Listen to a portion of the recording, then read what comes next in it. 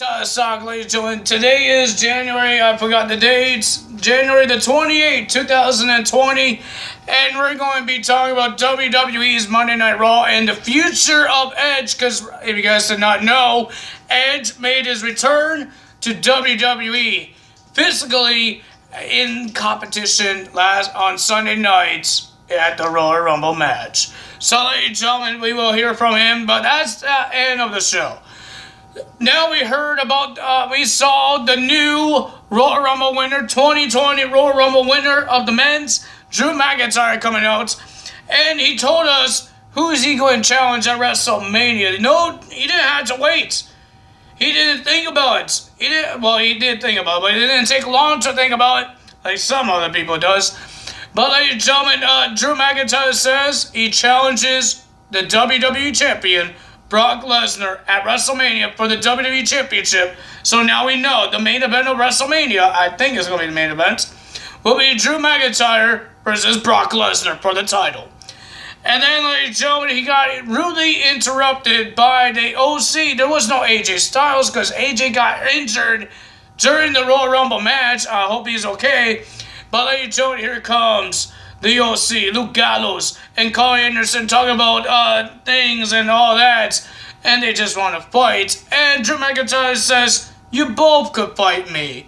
So we had a 2-on-1 handicap match between the OC and Drew McIntyre. Drew McIntyre just destroyed the OC with Future Shock DDTs and Claymores, and 1, 2, 3, Drew McIntyre gets the win.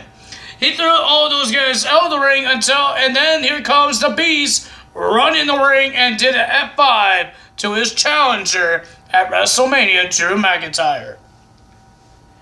And ladies and gentlemen, next match we have another return, but I think this is a one night only for this guy. Rey Mysterio went 1-on-1 with MVP, making his return to Monday Night Raw, but I don't think he signed a contract, says he's coming back. It's just that one night only, because they're in his hometown. Well, his child's hometown. He wanted to compete, that his son could see him and watch his daddy compete.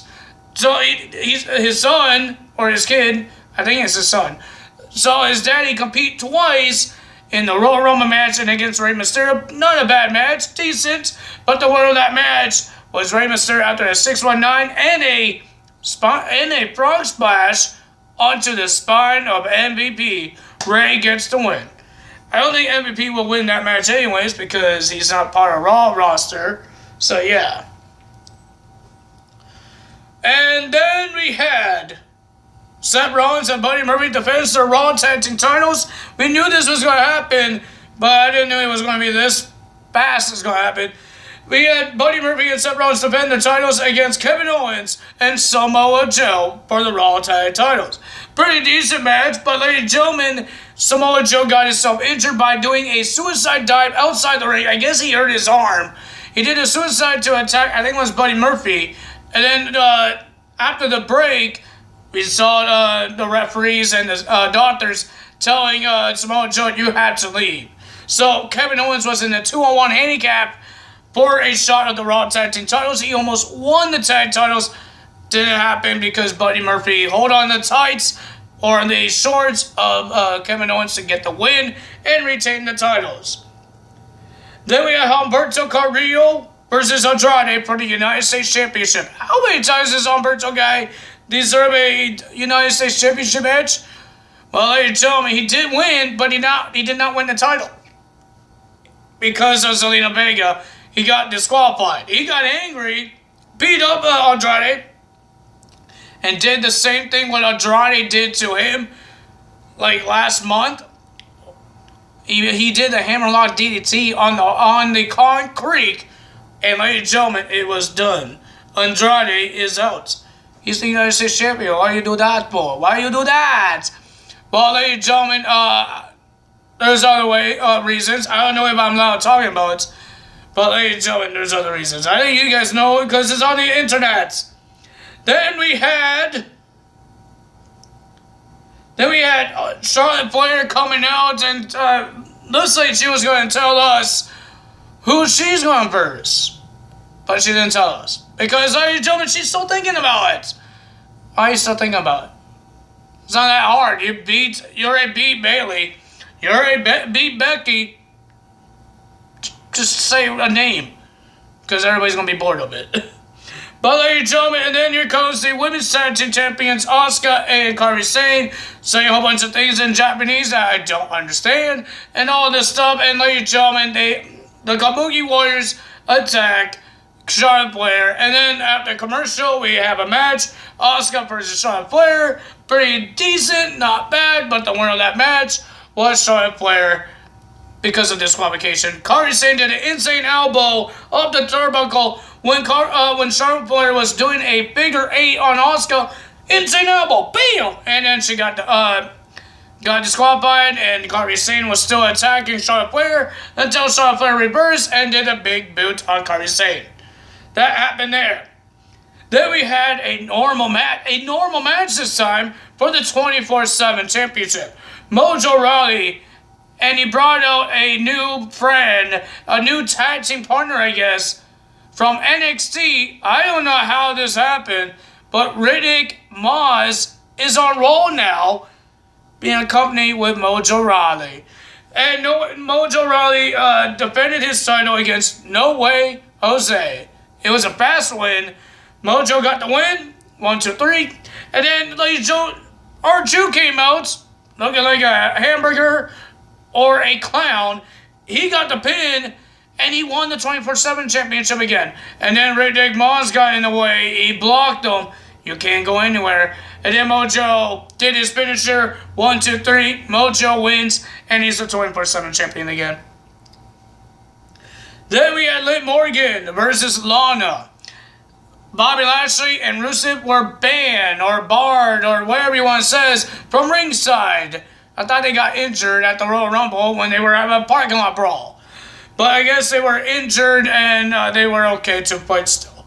But they were barred or banned from the ringside. It was an okay match. Not a bad match. But I wish it wasn't almost at the end of the show.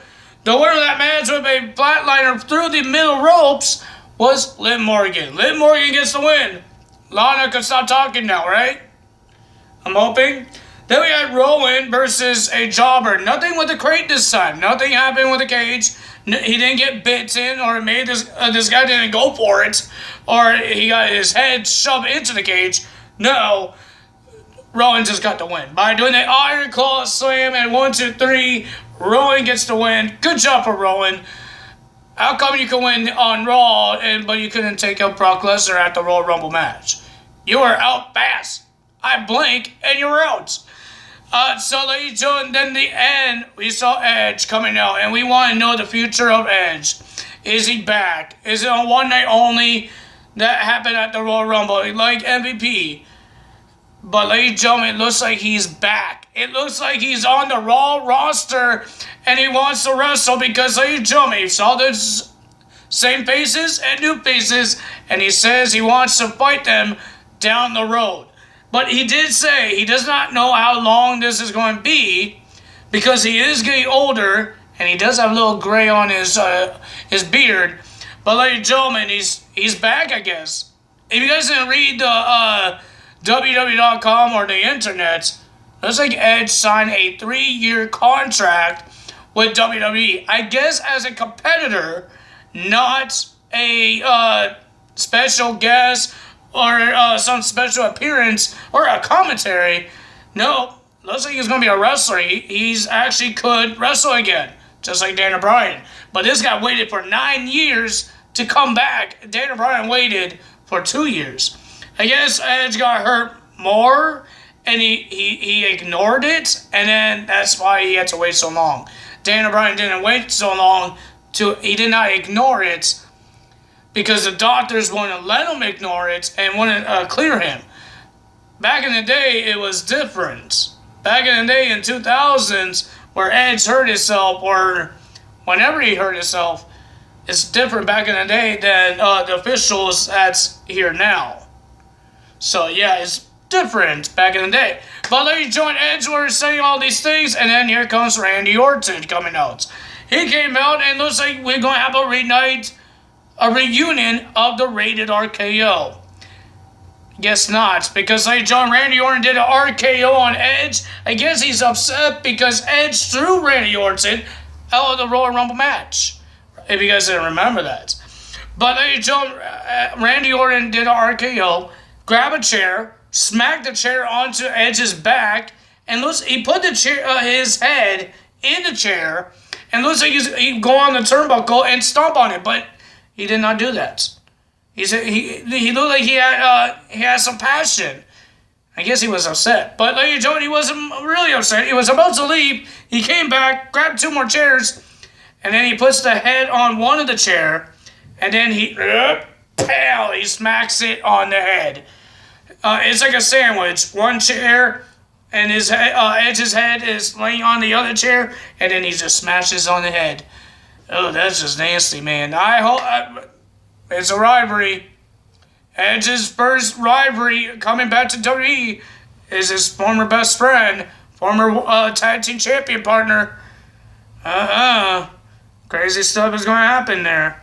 But ladies and gentlemen, I'm happy that Edge is back, and I could make a result video and talk about Edge's matches on Raw, on pay-per-views, whenever he leaves. At least I could do a result video on his matches. There's some guys I would love to talk about that was on WWE a long time ago, but I did not have a YouTube channel. Like, I want to do Edge for a long time. I want to do his matches for a long time, but now he's back. I'm so excited. Edge is one of the best superstars that came into WWE. I did not know who he was when he came to WWE in 1999. I think it was 1999 or 98. Something like that. I don't remember when he came in. Been years ago. But ladies and gentlemen, the guy was, every time he's a heel, makes it personal and makes it interesting. Even when he's a face, the fans goes nuts. Even glass could shatter because the screams of the kids, of the grown-ups. Everybody loves Edge. I love Edge. It's not because he's from Canada. He's amazing. And he looks amazing now.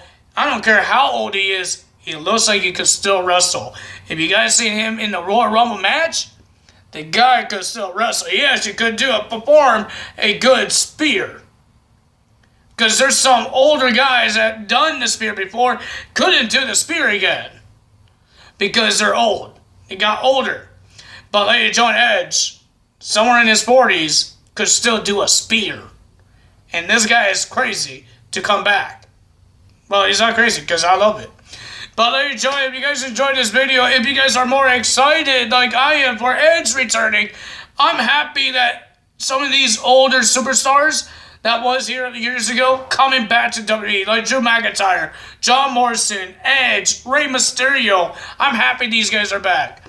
Because I never, ever done a result video on these guys. I know it's been years that I've been doing the results video on Rey Mysterio, Drew McIntyre, but John Morrison and Edge, that's different. MVP, I never done a result video on him at all. But ladies and gentlemen, I think it's awesome. My childhood is coming back, when I started watching wrestling in 2008, I seen John Morrison. I seen Rey Mysterio. I seen Edge, Drew McIntyre. And they're all coming back. And it's amazing, guys. It's amazing to watch. But if you guys enjoyed this video, hit the like button, leave a comment below, hit that subscribe button, hit that notification bell, and I will see you guys tomorrow for Impact Wrestling results. Let's see what happens with Sami Callihan and Tessa Blanchard. That's all for me today. Tala is out. Bye.